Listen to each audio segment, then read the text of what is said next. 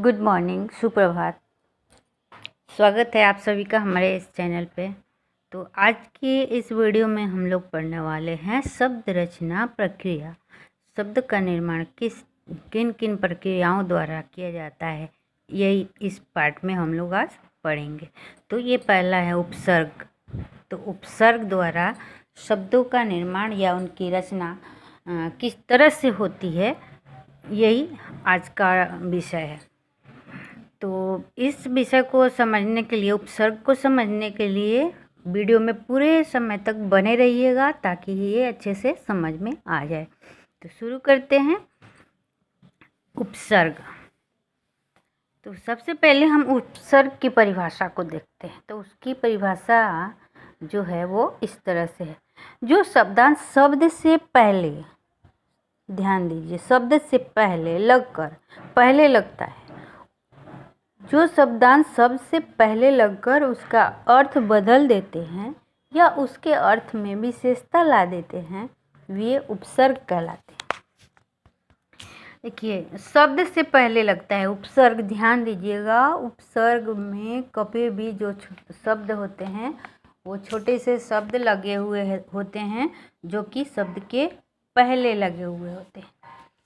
तो जैसे यहाँ पे कुछ उदाहरण दिया हुआ है, चित्र द्वारा उसको समझाया गया है। चौराहा, दुर्बल, उपहार। इन शब्दों में जिन उपसर्गों का प्रयोग हुआ है वो है चौ, दुर, उप। जैसे ये छोटे से शब्द लगाकर इनका रूप जो है वो बदल दिया गया है, और इनका जब रूप बदल जाएगा तो अर्थ अपने आप बदल जाता है। जैसे इसमें मूल शब्द राह है और उसमें चौ लगाया है उपसर्ग, तो ये हो गया चौराहा। उसी तरह से बल में दूर लगा दिया है। दूर उपसर्ग का प्रयोग करके इसको दुर्बल बना दिया है। और हार में, हार जो है मूल शब्द है, उसमें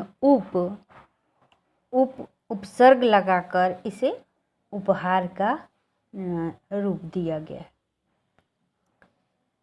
तो यहाँ अब हमने देखा कि राह, बल और हाल मूल शब्द है और जिनके पहले चौ, दूर तथा उपशब्दांश लगाकर नए शब्द बनाए गए।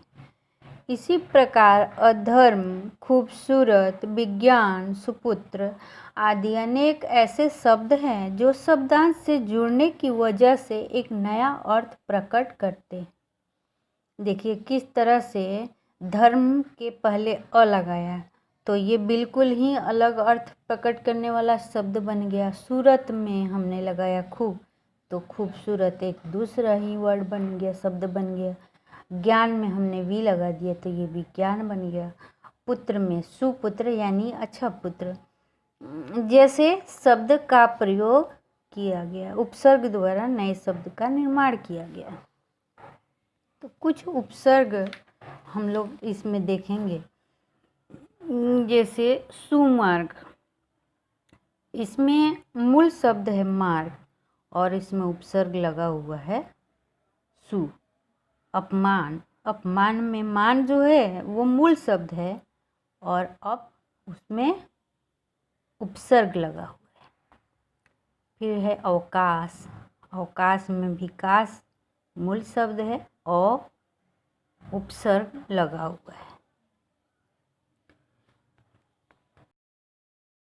इसी तरह से वन का अर्थ जंगल होता है, परंतु उपसर्ग लगाने के पश्चात उसका अर्थ परिवर्तित होकर बगीचा हो जाता है, यानी उपवन हो जाता है। वन में अगर उपसर्ग लगाते हैं तो वो उपवन हो जाता है, उसका अर्थ जो जंगल, वन का जंगल हुआ था वहीं उपवन का बगीचा हो जाएगा। इस प्रकार मार्ग का अर्थ रास्ता होता है, परंतु उसके कु और सु मिलाने से अलग अलग अच्छा और बुरा रास्ता बन जाता है। कु लगाते हैं, सु लगाते हैं, ये उपसर्ग लगाने से उसका अर्थ बदल जाता है। अब देखते हैं उपसर्ग के भेद। उपसर्ग के हिंदी में 4 भेद बताए गए हैं। पहला है संस्कृत के उपसर्ग, दूसरा है हिंदी के उपसर्ग, तीसरा है उर्दू के उपसर्ग और चौथा है संस्कृत के अव्यय। तो इन चारों द्वारा उपसर्ग, ये चारों उपसर्ग के भेद है, चारों द्वारा नए शब्द बनाकर और नए अर्थ प्रकट करने वाले शब्द बनाए जाते हैं और शब्द की रचना की जाती है। तो देखते हैं इसमें सबसे पहले संस्कृत के उपसर्ग। संस्कृत के उपसर्ग कौन कौन से हैं?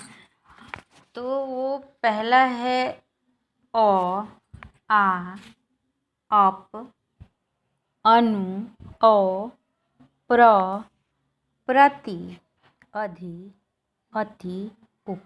ये उपसर्ग संस्कृत के हैं। इनको अगर मूल शब्द के साथ जोड़ा जाता है तो ये कुछ इस तरह से शब्द बनाते हैं। अ को हमने धर्म के साथ लगाया, अधर्म, न्याय में अ लगाया, अन्याय, कर्मण्य, अकर्मण्य, जैसे इनका बदलाव हो जाता है। आप उपसर्ग लगाते हैं आगमन, आदर, आजन्म, अप लगाते हैं अपमान, अपशकुन, अपशब्द, अनु लगाते हैं अनुकरण, अनुरूप, अनुकूल, प्र लगाते हैं प्रवेश, प्रसिद्ध, प्रभाव, अधि लगाते हैं अधिकार, अधिनायक, अधिशासी। इस तरह से ये संस्कृत के उपसर्ग हैं। के बाद देखते हैं हिंदी के उपसर्ग। संस्कृत के उपसर्ग देख लिया, अब देखते हैं हिंदी के उपसर्ग। तो हिंदी के उपसर्ग में भी अ, अध, अन, उन, नी, बिन, भर, कु, सु, पर, ये हिंदी के उपसर्ग है। तो इनको मूल शब्दों के साथ जोड़ दिया जाता है तो एक दूसरा शब्द बन जाता है और उसका अर्थ भी अलग प्रकट होता है। तो पहला अ, अनाथ, अकाल, अपूर्ण, दूसरा है अध, अधमरा, अधपका, अधकचरा, अन्न, अनसुना, अनहोनी, अनदेखा, कु, बुरा।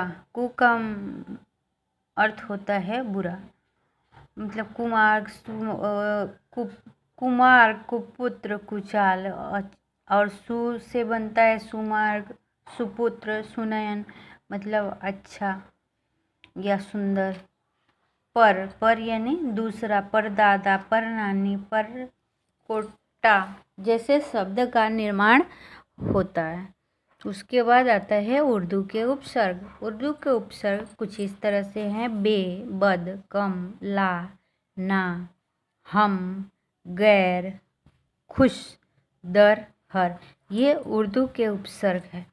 इनको अगर मूल शब्दों के साथ हम जोड़ते हैं या मूल शब्दों के पहले लगाते हैं तो कुछ इस तरह से ये अर्थ प्रकट करते हैं। बेरहम, बे का बनता है रहम में अगर बे लगाया बेरहम, दाग में लगाया बे तो बेदाग, नाम में बे लगाया बेनाम।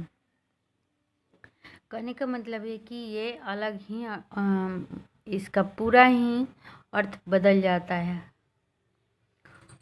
अलग अर्थ प्रकट करते हैं अगर इन उपसर्गों का प्रयोग किया जाता है जब किसी शब्द के साथ। तो इस तरह से हम इसमें देखते हैं कि किसी भी मूल शब्द के पहले क्या करना है, उपसर्ग लगाना है और वो नए शब्द का निर्माण होता है। तो शब्द के प्रारंभ में जुड़कर उसके अर्थ में विशेषता लाने वाले शब्दांश उपसर्ग कहलाते हैं। क्या कहा हमने? शब्द के प्रारंभ में यानी पहले जुड़कर उसके अर्थ में विशेषता लाने वाले शब्दांश उपसर्ग कहलाते हैं। उपसर्गों का स्वतंत्र प्रयोग नहीं होता है। जो ये उपसर्ग होते हैं, हिंदी के उपसर्ग अभी हमने बताया, संस्कृत के और उर्दू के, इनका अपना कोई अस्तित्व नहीं होता है। और इनका अगर मान लीजिए कि हमने आ ऐसे शब्द बोले तो इसका कोई मतलब नहीं है। जब ये किसी मूल शब्द के साथ जुड़ते हैं तो ही इनकी शोभा बढ़ती है या ये फिर कुछ नया कर पाते हैं। हिंदी भाषा में 4 प्रकार के उपसर्ग बताए गए हैं। उपसर्ग शब्दांश होते हैं, शब्द नहीं। ये शब्दांश होते हैं, शब्द नहीं। मतलब ये है कि ये छोटा सा शब्द का, किसी शब्द का अंश होता है। ये एक शब्द पूर्ण शब्द नहीं होता है। उपसर्ग जो है ये एक पूरा शब्द नहीं होता है, बल्कि एक किसी शब्द का छोटा सा अंश होता है, जिसको हम लोग शब्दांश कहते हैं। वीडियो देखने के लिए आप सभी का बहुत बहुत धन्यवाद। अगर ये वीडियो पसंद आई हो तो लाइक और शेयर करें। अगर आप इस चैनल पर नए हैं तो सब्सक्राइब जरूर करें, बेल आइकन को प्रेस करें ताकि आने वाली हर एक वीडियो की नोटिफिकेशन आप तक पहुंचती रहे। मिलते हैं एक नए वीडियो के साथ।